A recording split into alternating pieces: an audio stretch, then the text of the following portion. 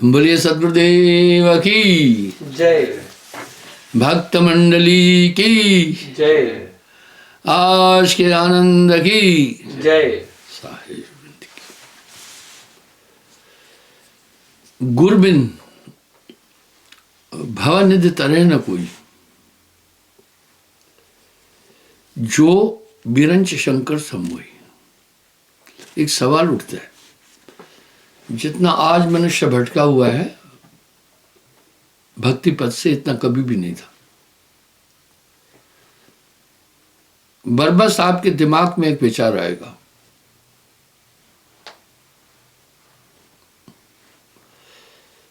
कि भाई आखिर हम गुरु की जरूरत क्या है। मैंने एक बार ये प्रसंग उठाया था, आज फिर उठा रहा हूं। एक सज्जन मेरे पास आया, दुकानदार ये ठीक से जानता है ग्राहक कैसा है।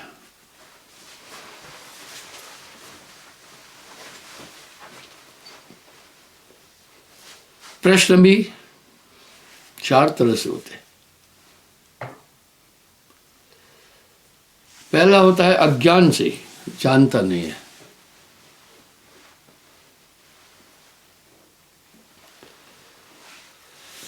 दूसरा प्रश्नकर्ता प्रश्न करता है अहंकार से, आपको तोलने आया।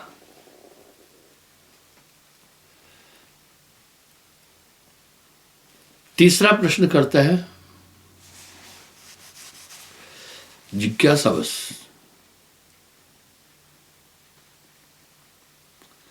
उसमें जानने की इच्छा। चौथा वो प्रश्न करता है अपनी शंका की पुष्टि के लिए।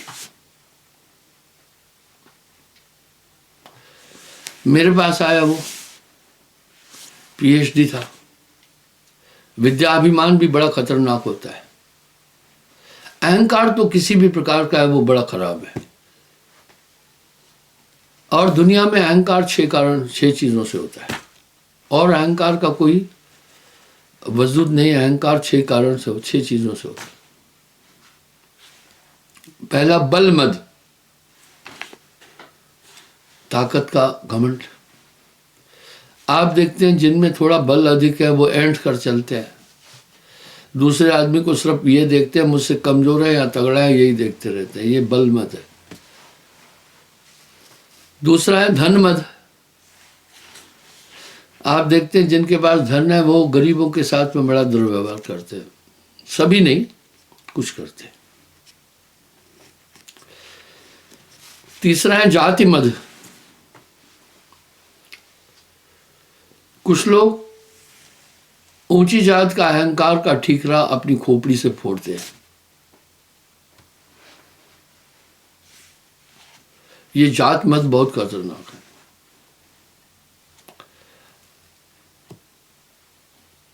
चौथा है रूप मद। जो थोड़े सुंदर है हमेशा वो ही देखते रहते हैं कि ये मेरे आगे क्या है, कुछ भी नहीं।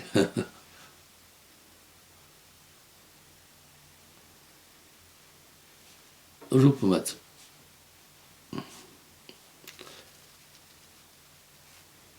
और महंत मज। कुछ लोगों के बड़े शिष्य हैं, बड़ा ऐंठ कर घूमते रहते हैं। इस तरह जितने भी घमंड है वो दूसरे के कारण हानिकारक है। ये अहंकार है और सबसे नजदीकी आदमी का दुश्मन है। उसने मुझे कहा,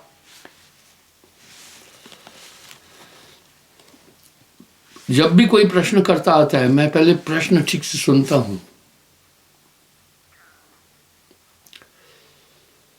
बच्चे लोग क्यों फैल जाते हैं, पहले प्रश्न ठीक से समझते नहीं।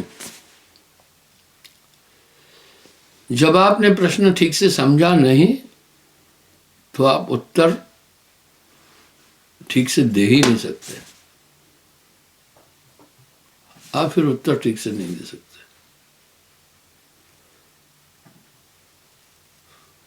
मैंने उसका मंतव्य समझ लिया, उसका अभिप्राय पहले ही समझ लिया बॉडी लैंग्वेज से।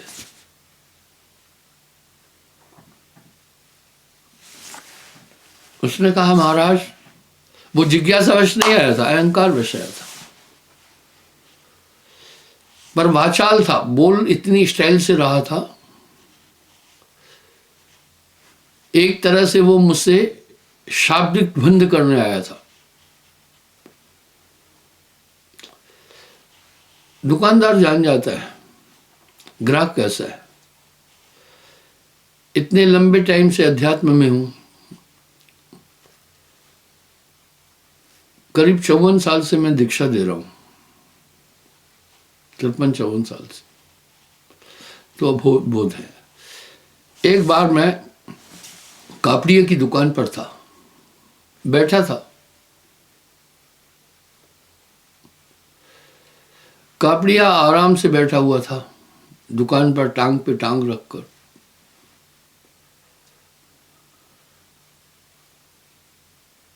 धन का घमंड था।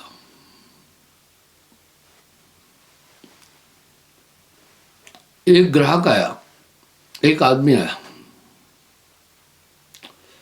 उसने एक पैंट का कपड़ा इशारा करके, ये पैंट कितने की है, ये बात करीब 40-45 साल पुरानी है, कहा 200 रुपए की। वो 200 रुपए उस समय के आगे, अभी के 2000 उसके आगे लंगड़े हैं। फिर एक शर्ट की तरफ कहा, बोला 300 रुपए, और जवाब कटा सा दे रहा था। ग्राहक चला गया। मैंने महाजन से कहा, मैं कहा भाई आपका व्यवहार ग्राहक के साथ अच्छा नहीं था।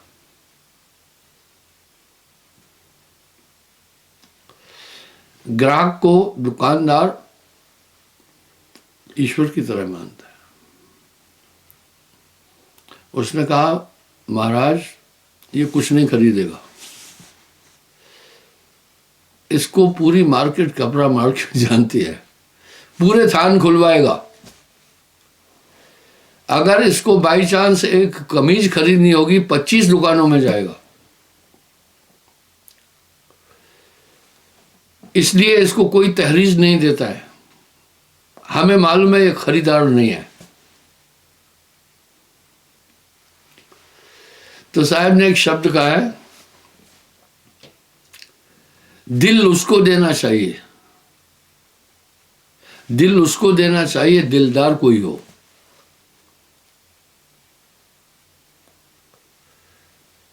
दिल उसको देना चाहिए दिलदार कोई हो, हिंदू क्या मुसलमान क्या।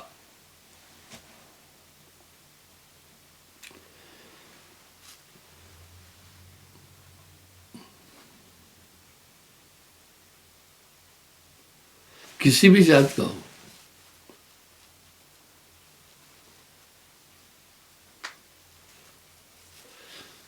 इस तरह से लंबे अध्यात्म जीवन में मेरे सामने लोगों के बहुत प्रश्न आए हैं। उन प्रश्नों से मुझे कुछ सीखने को मिला। मैं जहां भी जाता हूं उनके प्रश्नों से मुझे बहुत ज्ञान मिला। ये ज्ञान मिला कि मनुष्य कितने प्रकार के हैं, कैसी कैसी खोपड़ियां हैं, अनुभव मिला। आगे वो क्या बोला, ये गुरु गुरु सब धोखा है।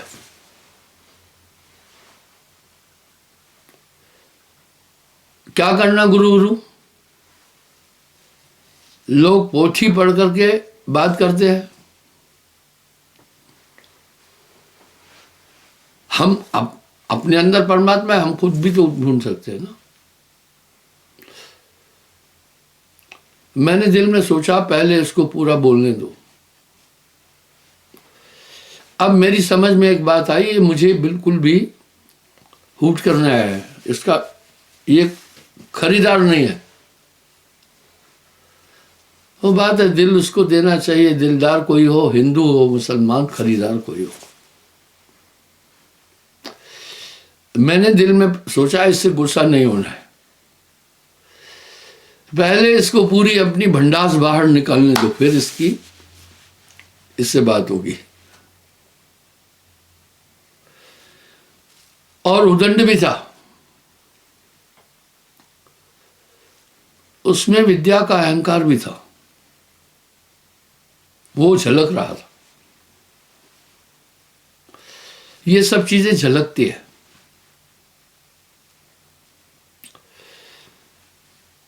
फिर मुझे बोला आपसे ज्यादा धर्मशास्त्र मैं पढ़ा हूं।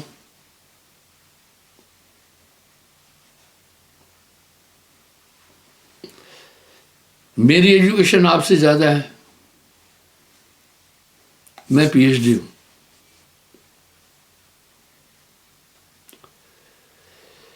पीएचडी वालों के अंदर एक भाव होता है, उनको ये समझाया जाता है, वो अपने को सब कुछ मानते, बाकी को कहते जाहिल है, कुछ नहीं जानते।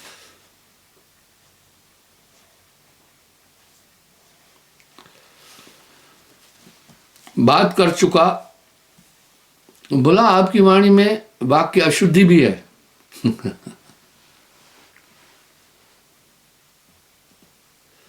आपसे ज्यादा धर्मशास्त्र में पढ़ा हूं।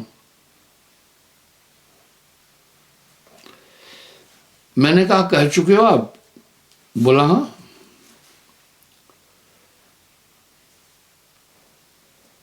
मैंने कहा एक बात बताओ, आपकी उम्र क्या है?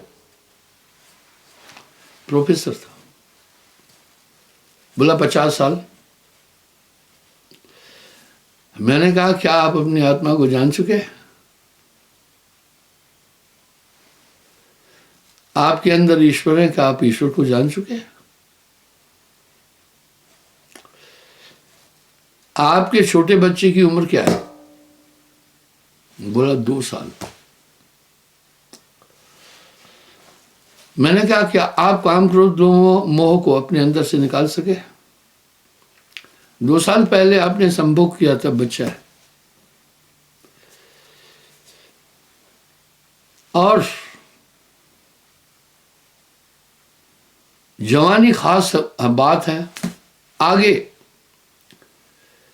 जैसे सूर्य पश्चिमांचल की तरफ बढ़ता है, उसका तेज और प्रकाश दोनों कम होते हैं। आगे तुम्हारा शरीर तौबा कर। कब ईश्वर को ढूंढना? इतने पढ़े लिखे हो, इतने समझदार हो, इतने जानकार हो, उसके बाद भी तुम न तो आत्मा को देख सके और न तो ईश्वर को देख सके अपने अंदर, और न तो आप देखने की कोशिश ही कर रहे हैं कुछ। भाई राहगीर है, कुछ अपनी मंजिल तक जाना चाहते हैं, कुछ अपनी मंजिल तक पहुंचे, कुछ चल रहे हैं, कुछ थक गए बैठे हैं, लेकिन उनका प्रयास तो है अपने गंतव्य तक पहुंचने का। तुमने तो कोशिश भी नहीं की है। तुम्हारे अंदर काम झलक रहा है, तुम्हारे अंदर क्रोध भी दिख रहा है, तुम्हारे अंदर अहंकार भी दिख रहा है। तुमने अपने अंदर के दुश्मनों पर कोई विजय प्राप्त नहीं की है। गुणानिधि पूजा गुणा नश्लिंग वस्तुम। भाई जी एक बात बताओ, ये पूरा काम कब करना है? जीवन का एक बहुत बड़ा हिस्सा तुम गुजार चुके हो, आगे बुढ़ापा है, इसमें पूरा मामला गड़बड़ हो जाता है। अब बूढ़ों को देखो, मेमोरी पर असर पड़ जाता है, कार्य क्षमता पर असर पड़ जाता है, सभी चीज़ों पर असर पड़ जाता है, बुद्धि पर असर पड़ जाता है, कर्म ज्ञान इंद्रियां शिथिल होने लगती है। तो तुम ये काम फिर कब करोगे? इसलिए गुरु की महत्ता है। गुरु सिर्फ पोथी नहीं पढ़ता है, आप में एक अध्यात्म शक्ति को संचालित करता है।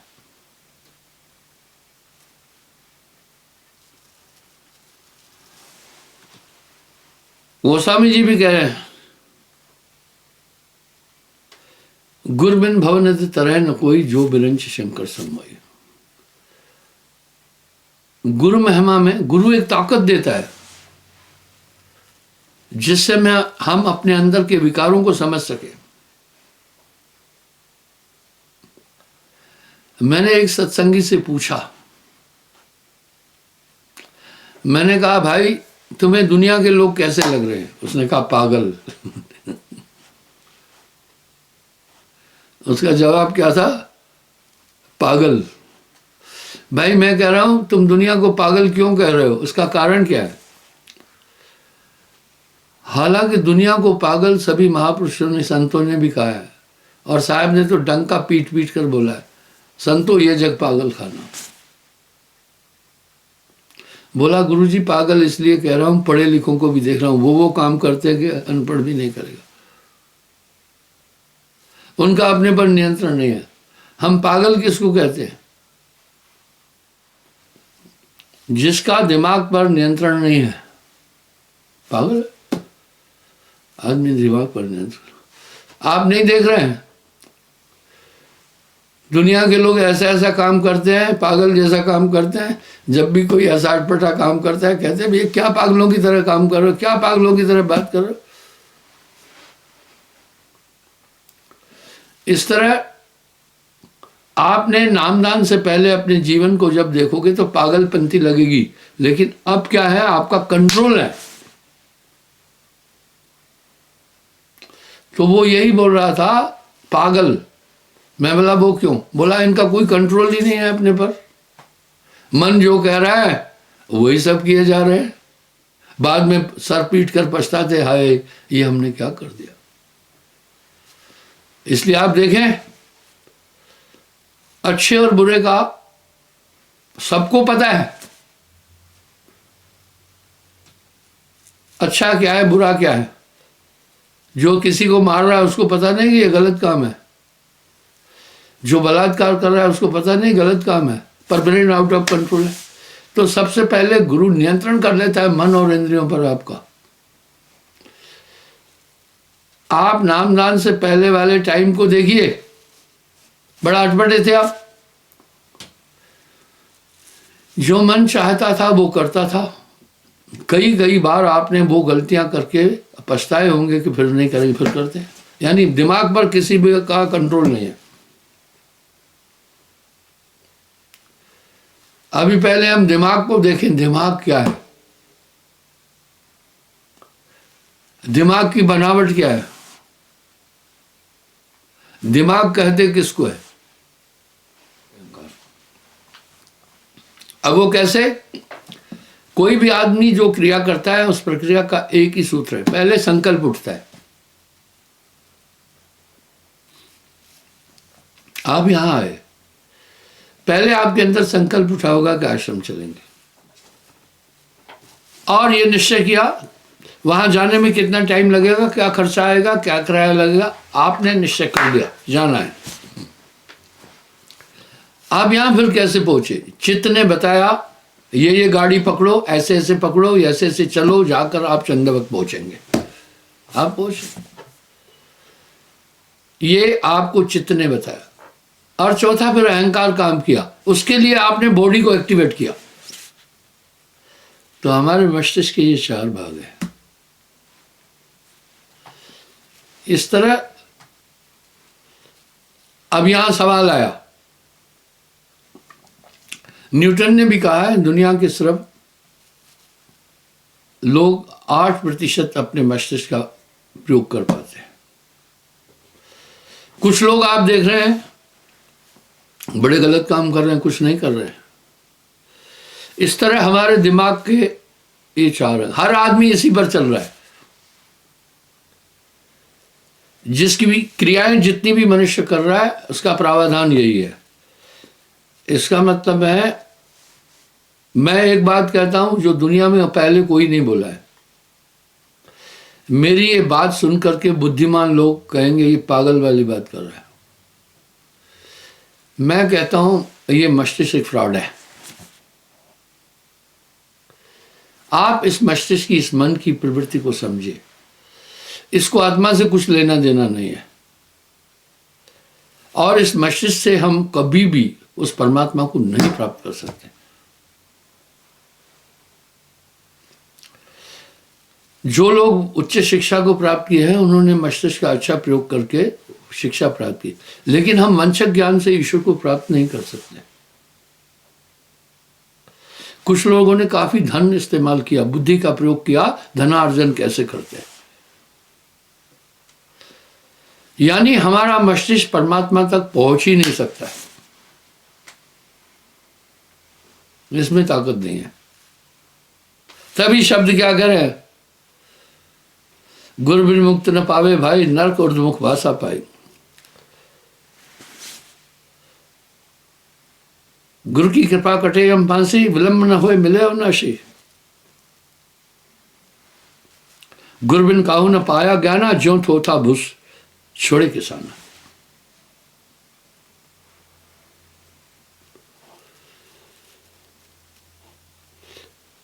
पहले किसान भूसे को छोड़ देते थे, ऐसे मैंने भी देखा, जानवरों को नहीं खिलाते थे। बाद में गोचर जमीनें लोगों ने कब्जा कर ली तो पशुओं को खाने के लिए कुछ भी नहीं मिला। पशु तो चर करके हरी घास खाते थे और तंदुरुस्त वातावरण में घूमते थे। तो साहब कह रहे इस तरह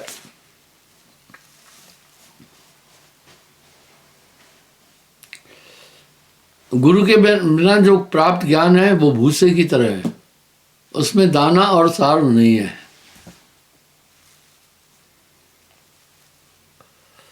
आगे बोल रहे हैं, गुरु महिमा सुखदेव जो पाई चढ़ विमान वैकुंठ जाई। गुरु बिन पढ़े जो वेद पुराना, ताको नहीं मिले भगवान। बोला मिल ही नहीं सकता है मालिक। उस सज्जन प्रोफेसर को मैंने यही बात बोली, उसे समझाया।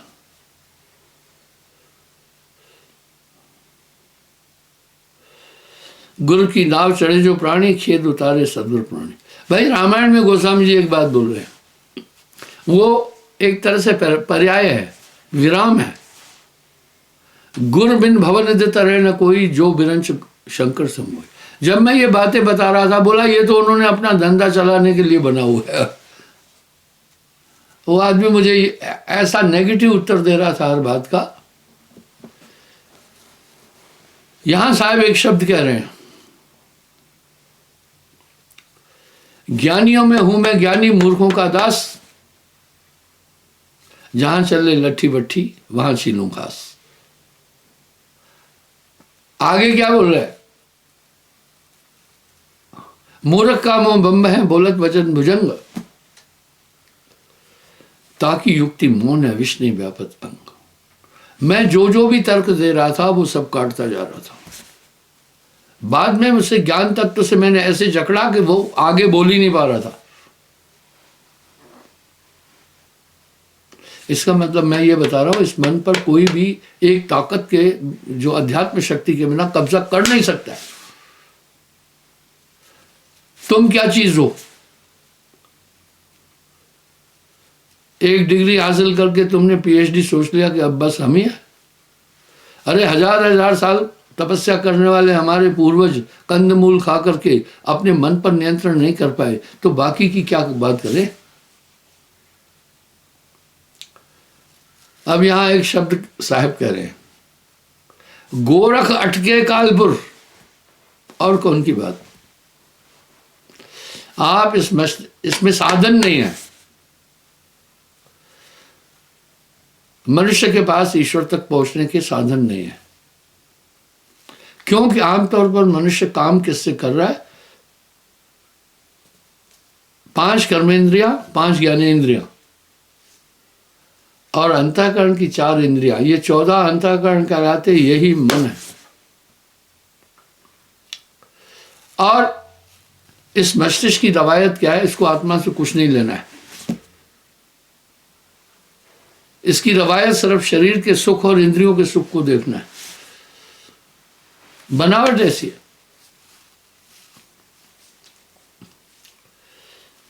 भाई आम आदमी को विष्ठा से दुर्गंध आती है।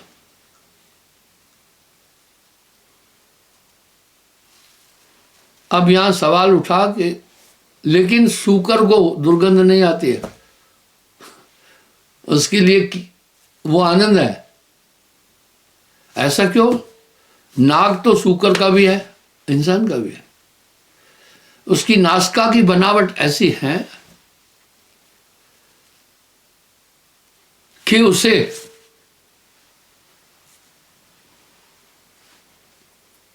विष्टा में भी महक आ रही है और बड़े चाव से खा जाते हैं, बड़े चाव से खा जाते हैं। बस इसी तरह से इस शरीर, इस मस्तिष्क की बनावट वो है, बड़ी बेकार बनावट है। इस मस्तिष्क को आत्मा से कोई संबंध और लेना देना नहीं है। यह मस्तिष्क सिर्फ क्या चाहता है? शरीर का सुख चाहता है। चाहे तुम कितनी भी पोथियां पढ़ लो, इस पर कंट्रोल नहीं कर सकता कोई। गोस्वामी जी ऐसे ही नहीं कह रहे, गुरु बिन भवन यदि तरह न कोई, जो बिरंच शंकर सम होई। रामकृष्ण से को बड़ा तिन भी तो गुरु कीन, तीन लोक के नायका गुरु आगे अधीन। तो गुरु एक ऐसी अध्यात्म शक्ति आप में ट्रांसमिट करता है, उसके बाद आपका नियंत्रण शुरू हो जाता है। यहां साहब कह रहे हैं, गुरु सजीवन नाम बताए, जाके बलहंसा कर जाए। तो इस तरह बंधुओं, आगे साहब इसकी पुष्टि कैसे करें? एक दो ही होए ताहे समझाऊं, एक दो ही होए ताहे समझाऊं, सभी बुलाने पिटवा के धंधा, कहे कबीर मैं किस किस को समझाऊं, सब जग अंधा।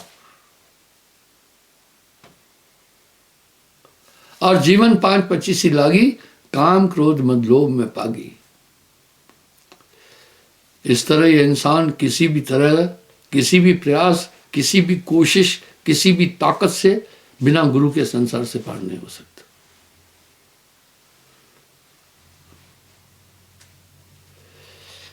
इसलिए अभी यहां पर एक हमारा काम आया कि बहुत से गुरु हैं जो पेट के कारण करे गुरुआई, पीढ़ी से नरक में जाइए। आदमी की एक वृत्ति है, डॉक्टर भी अच्छा ढूंढता है, वकील भी अच्छा ढूंढता है, दुकानदार भी अच्छा ढूंढता है, रिश्ते नाते के लिए लड़का लड़की भी अच्छा ढूंढता है। इस तरह पूरे गुरु के बिना मनुष्य संसार सागर से पार नहीं हो सकता। कौन है वो जो सत्य को जानने वाला है? इस पर धर्मदास जी ने पूछा, हे गुरुवर, हर एक अपने अपने गुरु की महिमा गा रहा है, तो हम एक अदद गुरु को कैसे पहचाने? यहां साहब ने एक शब्द कह दिया। हाँ, आप बाजार में जाते हैं भाई, आप पहले क्या देखते हैं? फल को देखते हैं। प्रथमा पहली नजर से देख रहे हैं, ताजा है या बासी है, उसके शेप से पता चलता है। आप दूसरा क्या देखते हैं? ये मैच्योर है या नहीं है, उसके रंग से आप जान जाते हैं। उदाहरण के लिए भिंडी के खरीदने के लिए जाते हैं, जब वो पक चुकी होती है तो वो तो सब चबाओगे तो भी अंदर नहीं जा पाएगी, तो ऊपर की ठुंडी तोड़ कर देखते हैं। अगर वो ऊपर की ठुंडी टूट गई भिंडी की ऊपरी हिस्सा, तो कहते हैं वो भिंडी पकी है। इस तरह फिर क्या देखते हैं आप? दाम ठीक है या नहीं? और खरीदारी के लिए बहुत चतुराई चाहिए, नहीं तो दुनिया में बड़ी ठगी है। मलियाबाद के आम मशहूर है। जब मैं गोंडा से प्रोग्राम देखकर चला, 4 दिन बाद जाता, भोपाल जाता था, तो रेलवे स्टेशन के पास ही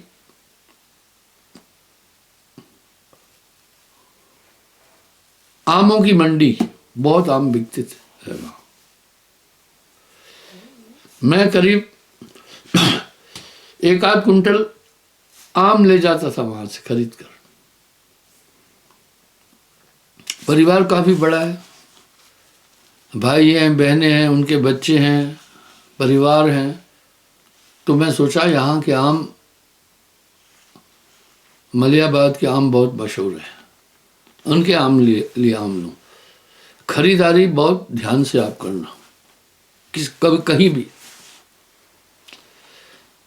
मैं दुकान पर पहुंचा।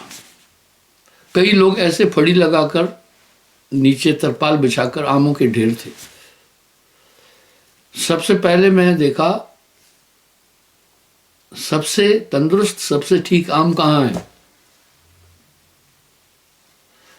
तो एक बूढ़ा मुसलमान था, उसके पास काफी आम थे, 6-7 कुंटल आम थे, तरपाल पर रखे हुए थे और ताजे थे।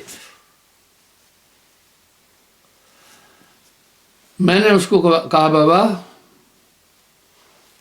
आम क्या भाव हैं?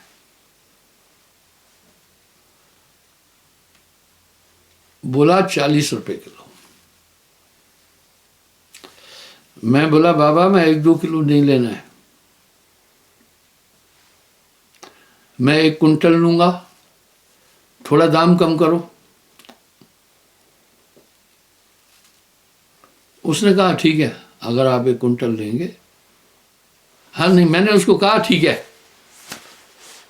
मैंने उसको कहा, अब मुझे ध्यान आ गया थोड़ा, मैंने कहा ठीक है, मैं 40 रुपए किलो दूंगा आपको। शर्त एक है, मैं आम छांट कर लूंगा। उसने कहा कोई बात नहीं। उसने कहा कोई बात नहीं, आप आम छांट करके दे दो। अब मैंने आम छांट कर लेना शुरू किया। उनके पास टोकरे भी हैं और टोकरों का पैसा भी लेते हैं। जैसे मैं आम छांटता था, वो बाबा क्या कर रहा था, जो कटे अच्छे नहीं है वो आम भी 1-2 चढ़ाता था। मैंने उधर नजर रखी। मैं उसके बाद फौरन वो आम उसका जो रखा हुआ है वो उतार लेता था। फिर वो क्या करता था, तोलने में कहता था थोड़े ज्यादा है, तो बड़ा अच्छा आम निकाल कर खोटा वाला आम रखता था तोल पूरी करने के लिए।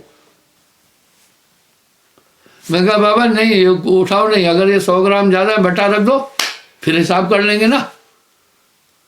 यानी कहीं से भी मैं उसकी चालाकी नहीं चलने दी, न तो डंडी मारने दी, न तो खराब चीज रखने दी।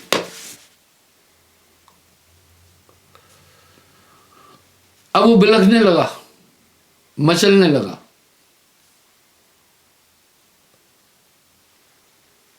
मुझे कहा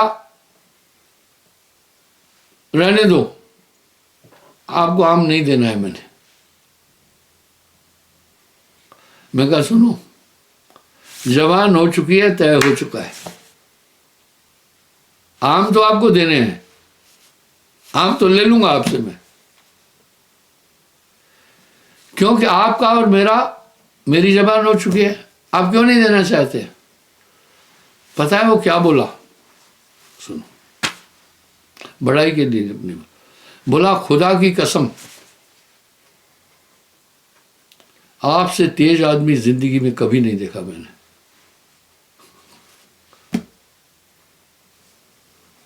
वो आम बेचने वाला बोला, बुजुर्ग था, ये 30-40 साल पहले की बात बता। बोला खुदा की कसम आपसे तेज आदमी, आपसे बुद्धिमान आदमी जिंदगी में पहले कभी नहीं देखा। आप आम मत लो।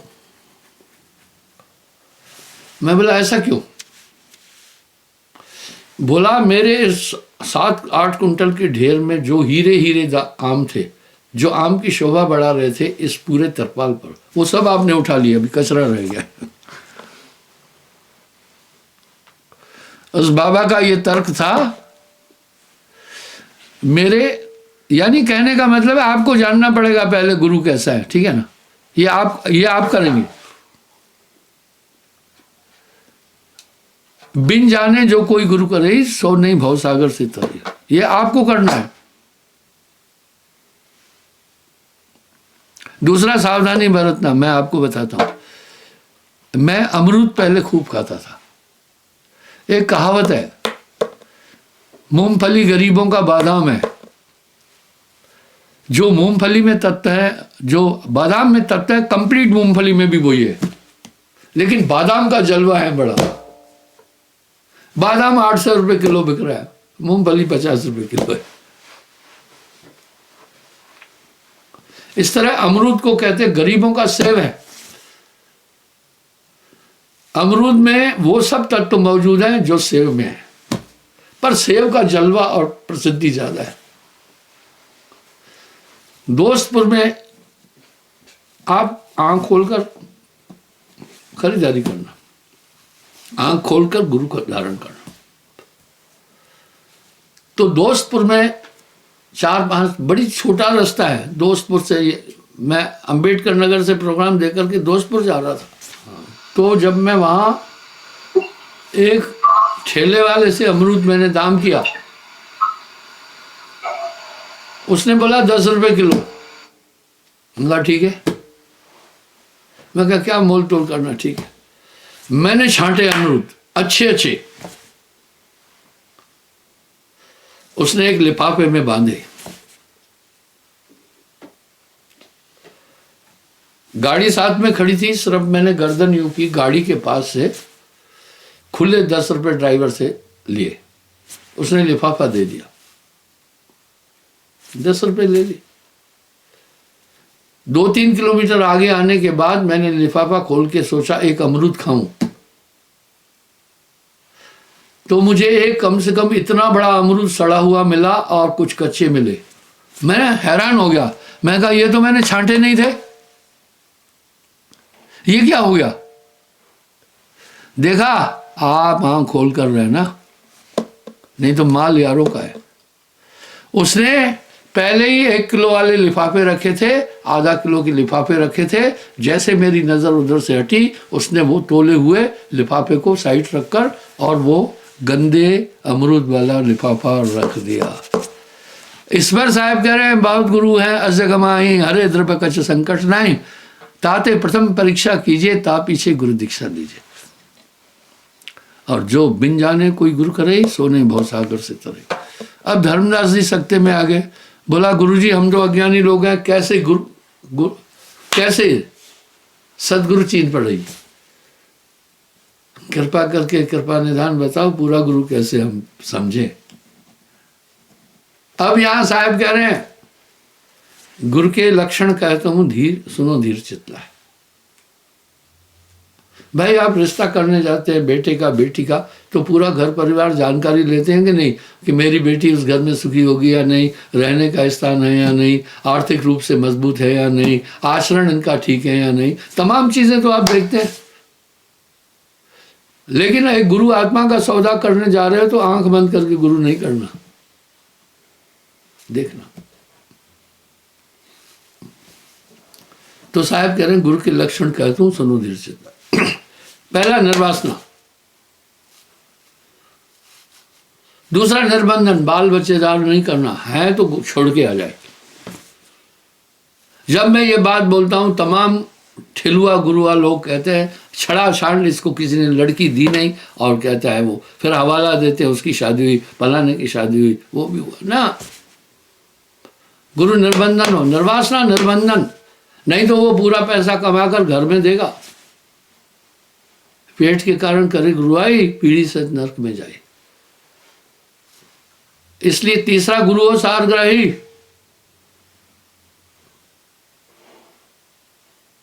यानी अपनी कमाई से रोटी खाने वाला। प्रमाण मिलता है रविदास के पास, महाराज रविदास के पास में राजा पीपा जैसे शिष्य थे, लेकिन 2 जूती गांठता था, वो महापुरुष था। एक किसी गरीब को देता था, एक बेचकर अपना निर्वाह करता था। संत तुकाराम के पास शिवाजी जैसी शक्तियां थी, लेकिन वो लकड़ी काट करके उस पैसे से अपना जीवन गुजारता था। इसलिए गुरु सारग्राही हो। चौथा अजाचक, जो 3 तरह की भिक्षा नहीं ले, मानस राजस तामस। मन से भी नहीं चाहे कि मुझे पांडे कुछ पैसा दे दे। गुरु लोभी शिष्य लालची, दोनों खेले दाव, कहे कबीर कैसे तरे चढ़ पत्थर की नाव। पांचवा समदर्शी, वो सब में आत्मा देखने वाला हो, क्लास कास्ट कलर क्रीड से परे हो। हम सब व्यवहार करते हैं किसी को देखकर तो उसकी चमड़ी देख, मांस देखते हैं कितना है बॉडी में, हड्डी देखते हैं कितनी है बॉडी में, ये तो सब आई गई चीजें हैं, आत्मा को नहीं देख रहे हैं। सबकी दृष्टि लाल है, कोई नहीं कंगाल, वो सब में आत्मरूप देखे, उसको कहते समदर्शी। और पांचवा सर्वज्ञी। अब सर्वज्ञी क्या, समस्त धर्मशास्त्रों का बोध भी रखे, आपकी शंकाओं का निराकरण कर सके। और छठा है ईश्वर निष्ठ, परमात्मा में मिला हुआ हो। नहीं तो अंधे को अंधा मिले तो राह बतावे कौन, बंदे को बंधा मिले तो गांठ छुड़ावे को। जाका गुरु है आंध्रा, चेला कहाँ को जाए, अंधा अंधे पेलिया दोनों को ऊपर है। ता गुरु की शरणागत लीजिए, जीवन जन्म सफल कर लीजिए। अब ये क्यों, कैसे जाने ईश्वर को प्राप्त किया या नहीं? पहले 5 नियमों का जो पालन कर रहा है, इसका मतलब है ये शक्ति उसके पास अध्यात्म शक्ति है, नहीं तो नहीं कर सकता। वो आप में एक ताकत ट्रांसमिट करेगा, जिसकी ताकत से आप अपने पर नियंत्रण करेंगे। बस अपने दिल से जानिए मेरे दिल की बात। क्षमा चाहता हूं, समय हो रहा है, कल मैं पुनः हाजिर हो जाऊंगा।